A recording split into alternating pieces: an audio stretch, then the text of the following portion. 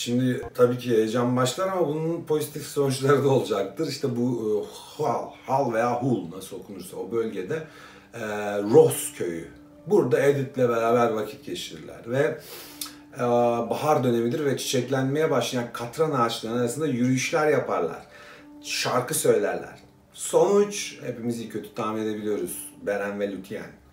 Aslında Tolkien, John Ronald Reuel Tolkien der ki Edith'i yaşadığı süre için hiçbir zaman Luthien diye çağırmadım der.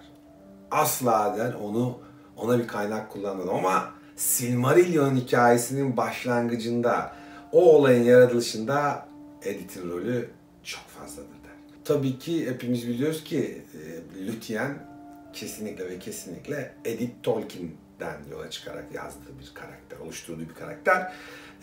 Zaten 1917 yılında eşinin vefatından sonra da bunu artık daha alenen dile getirmeye başlar.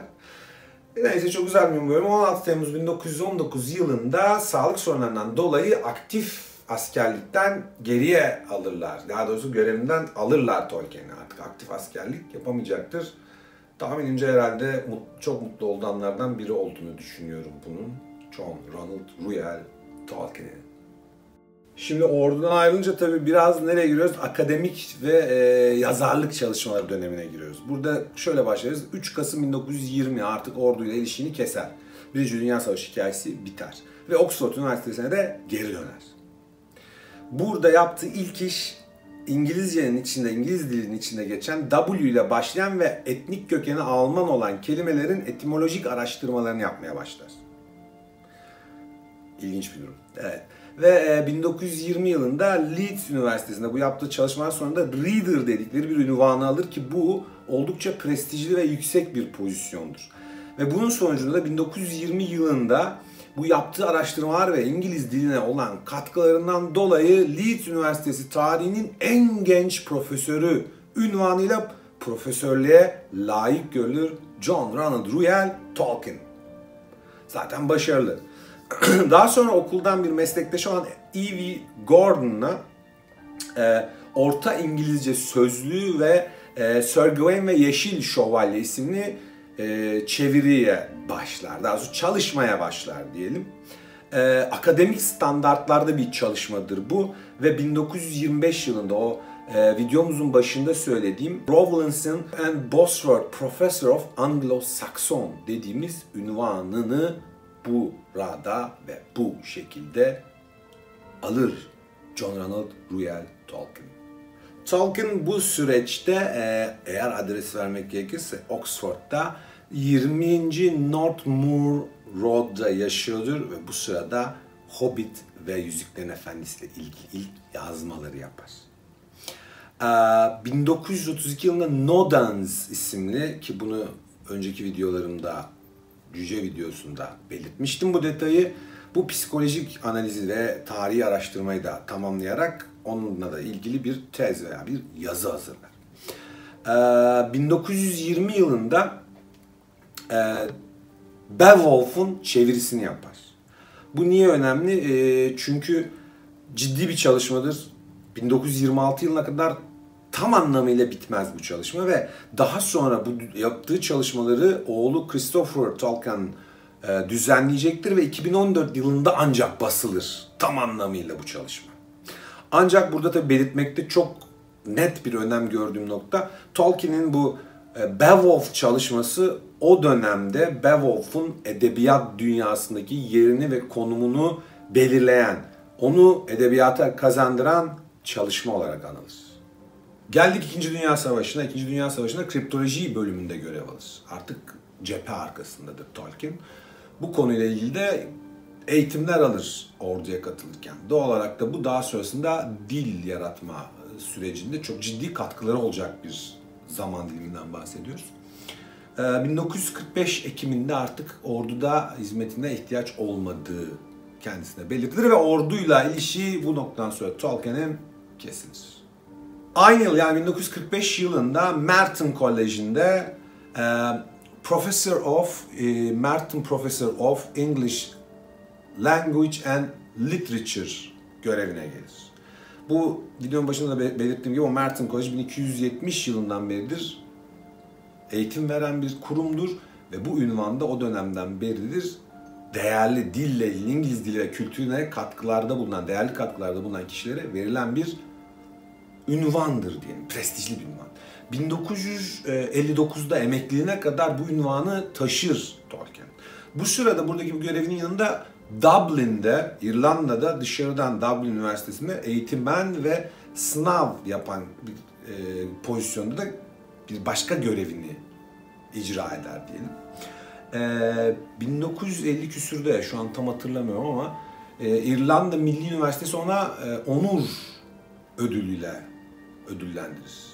Yani onur derecesi artık. Neyse onu verirler. O İrlanda'da da popüler hale gelir. Aynı zamanda 1948 yılında başladığından 10 sene sonra Yüzüklerin Efendisi ile ilgili yazmaya başladığı hikayenin de artık tamamlanması aşamalarına geçmiş durumdadır Tolkien.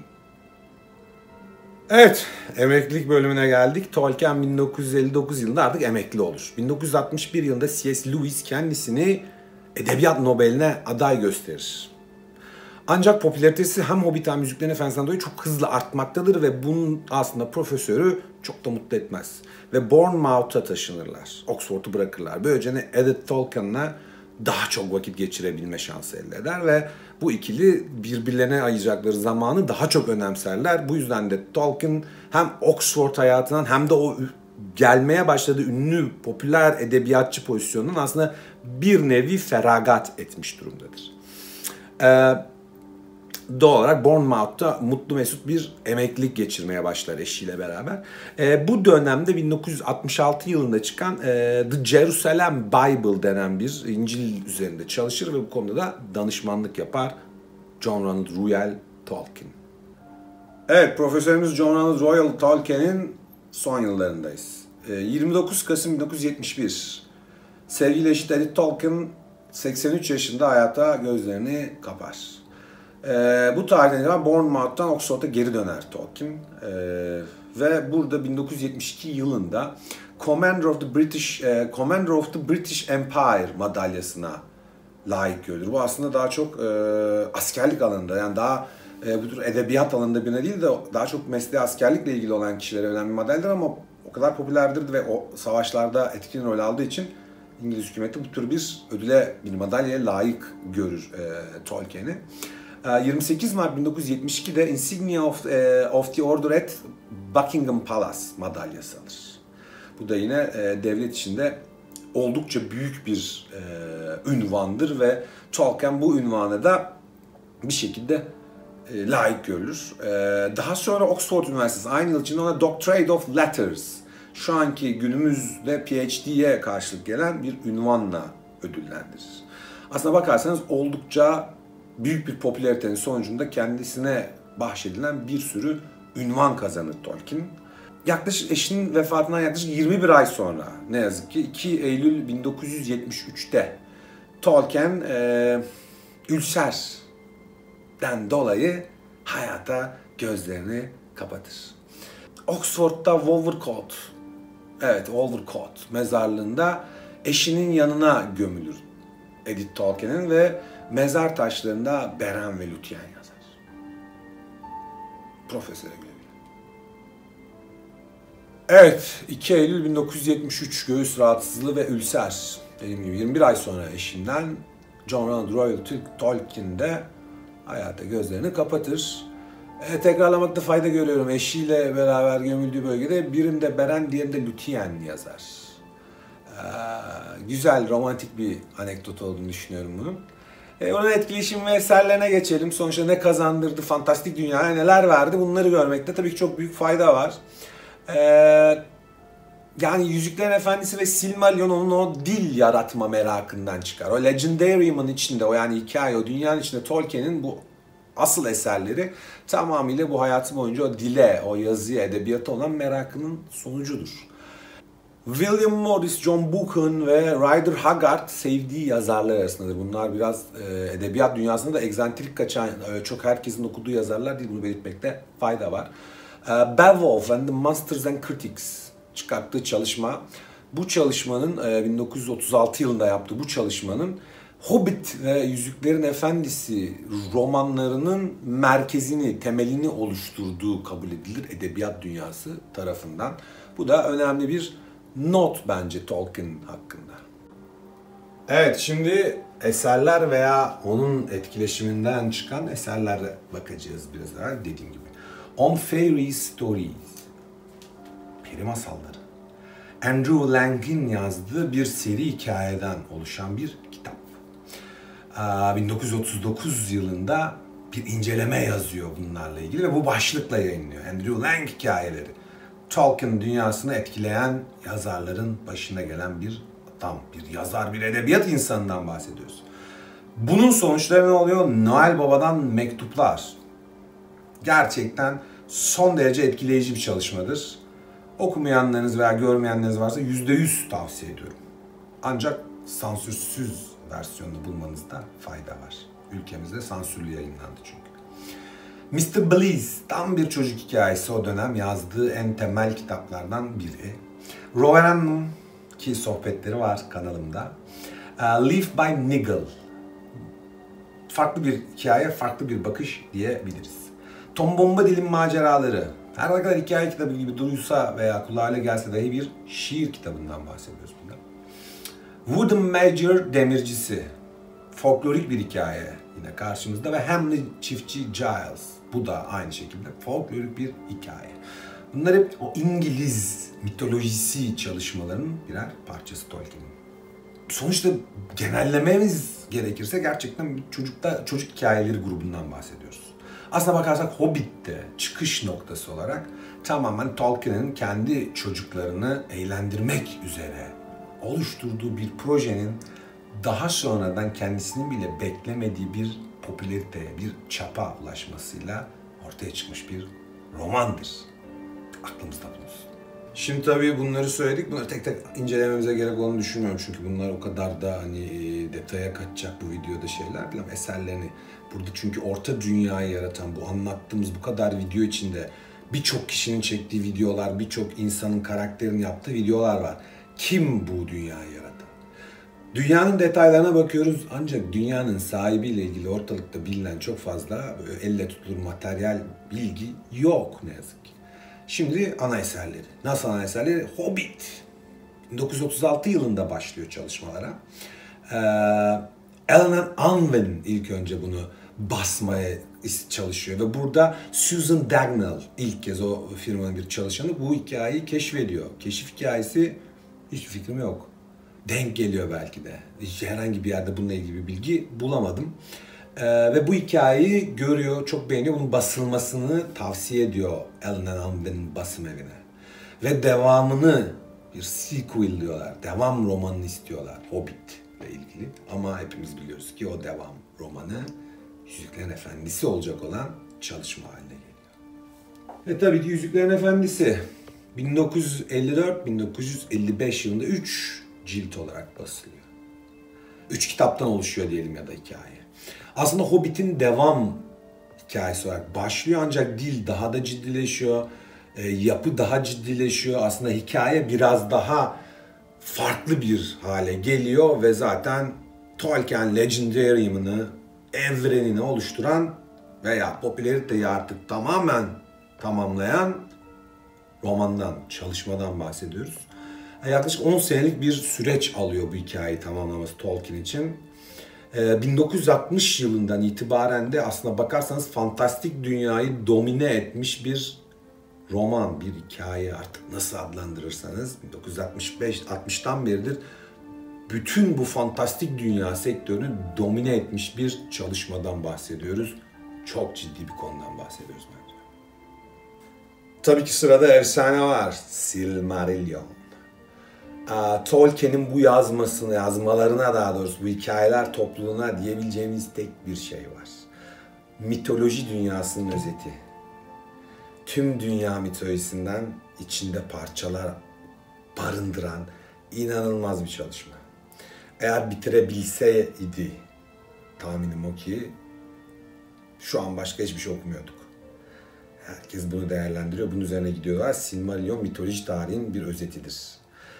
1950 yıllarda aslında basımını ister. Yüzüklerin Efendisi ile beraber çıkması planlanır. Ancak o dönem İngiltere'de bir kağıt krizi vardır. Kağıt değerlidir ve İngiltere'de basım işi o kadar kolay değildir. O yüzden basım evleri tercih ettikleri Hobbit'in devamı rolündeki romanı basmayı tercih ederler Silmarillion yerine. Bu dönemde Silmarillion'da Beren, Luthien, Turin gibi karakterlerin hikayeleri vardır. Daha sonra romana Tolkien Atlantis'in batışından etkilendiği Gondolin'in düşüşünü de ekler. Bu şekilde aslında oldukça cazip ve geniş spektrumlu bir roman haline gelir. Christopher Tolkien'in çok uzun zamanını alacaktır yalnız bu notları düzenlemek. Bunu da belirtmekte fayda var. 1977 yılında ilk kez elle tutulur bir hale gelir bu hikaye topluluğu. Basıldığı dönem nasıl olacaktı bilemiyorum aslında, bu konuda çok fazla bir bilgi de yok ama her şekilde Silmarillion akar, candır.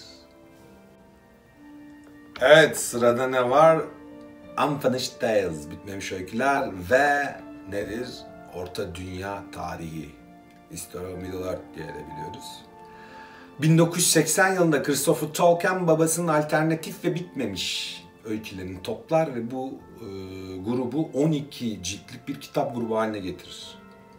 Ve bunlar yayıma o dönemde 1980 yılında girer ve Tolkien'in tamamlayamadığı veya dediğim gibi olayların alternatif hikayelerinden oluşan notlarını burada düzenlemiştir Christopher. O yüzden de eğer dinleyebiliyorsanız ciddi değerler HarperCollins ve Alan Allman'ın bunları çıkarttığı 12 ciltlik basımları vardır. Tolkien Legendary'mi deyince oldukça tamamlayıcı ürünler olduklarını rahatlıkla söyleyebilirim. Şimdi hızlıca 2007 ve sonrasına bir girelim ve videomuzun kapanışına geçelim. 2007 yılında Húrin'in çocukları, bunları burada hemen belirttim, Christopher Tolkien yani oğlu çalışıyor ve bu hikayelere ulaşabiliyoruz. Yoksa dağınık şekilde duruyor bu notlar Tolkien Legendary'imde. Húrin'in çocukları dediğim gibi 2007 nedir? Turin Turambar, birinci çağdaki ünlü bir insan karakterin Tolkien dünyasının aslında başrollerinden biri olma adaylarından birinin hikayesini anlatıyor bu kitap. 2009'da Legend of Sigurd and Gudrun'la karşılaşıyoruz. Bu da Germanik bir hikaye, mitolojik bir şiir aslında. Niflungların yok oluşu ve Sigurd isimli karakterin hikayesini anlatıyor. Bu da bir şiirsel bir yapısı olan bir çalışmadan bahsediyoruz. Tolkien'in kuzey mitolojisine olan merakının çok net bir göstergesi diyebiliriz. 2013 yılında Fall of Arthur, Arthur'un düşüşü nedir? Bir şiir yine 1930'larda İngilizceye uyarlıyor Tolkien bu çalışmayı ve Kral Arthur'un hikayesini baz alan bir çalışmadan bahsediyoruz. 2014'te Beowulf, Translation and Commentary diye geçiyor orijinal ismi. Beowulf üzerine bir araştırma kitabı tabii ki bu. Aslında 1920-1930'lu yıllarda Tolkien'in bu Beowulf'un hikayesine, o epik poem, yine o da epik bir şiirdir, buna olan ilgisinin sonucunda ortaya çıkmış bir çalışma, ancak bu çalışma, tekrar söylüyorum, Beowulf'un edebiyat dünyasındaki rolünü tanımlayan bir çalışma. 2015 yılında Kullervo'nun hikayesiyle karşılaşıyoruz. Bu da 19. yüzyıldan bir Fin şiirinin, bir Fin efsanesinin Tolkien tarafından yapılmış olan çevirisi diyebiliriz. 2017 yılında Beren ve Luthien, ki Beren ve Luthien'in hikayesi Tolkien evreninin en çok değişen, en çok değiştirilen ve en ünlü hikayesi olarak geçiyor. Çünkü eşiyle kendisini anlattığı varsayılıyor. Başroller aslında John Ronald Reuel Tolkien ve Edith Tolkien'in bu hikayede. O açıdan da ünlü ama çok kez değişen, detayları devamlı üstünden geçilen bir hikayeden bahsediyoruz. Ve 2018 artık en son hikayemiz Gondolin'in düşüşü. Güzel ve gizemli bir şehrin karanlık kuvvetler tarafından yerle bir edilişi anlatılıyor burada ve Tolkien'in kendi ifadesiyle gerçek dünyayla bağdaştırılabilecek olan tek romanı, öyle iddia ediyor ve Atlantis'in batışının burada esin kaynağı olduğu söyleniyor. Tolkien evrenini incelediğimiz videonun sonuna geldik. Yazdıklarıyla, yaptıklarıyla bu dünyayı, okuduğumuz o fantastik dünyayı oluşturan adamdır. Benim için öyledir. Diğerleri öncüdür ama gerçeği bu adamdır. Onun yaptıklarıyla bir şeyler olduğunu düşünüyorum. Onun yaptıklarıyla bir yere geldiğini olayını düşünüyorum. O yüzden de Tolkien fantastik dünyanın bana göre gerçek lideri ve gerçek temsilcisidir. Bugün John Ronald Reuel Tolkien'le ilgili bu Yüzüklerin Efendisi, Hobbit, Orta Dünya gerçeği, efsanesiyle ilgili hikayelerin yaratıcısını, konuyu anlatanı, konuyu yazanı, bulanı, düşüneni inceledik. Hayatını gördük. Bir videonun daha sonuna geldik Smeagol'un evinde. Hepinize hoşça kalın diyorum. Görüşmek üzere bir sonraki videoda. Kendinize iyi bakın dostlar.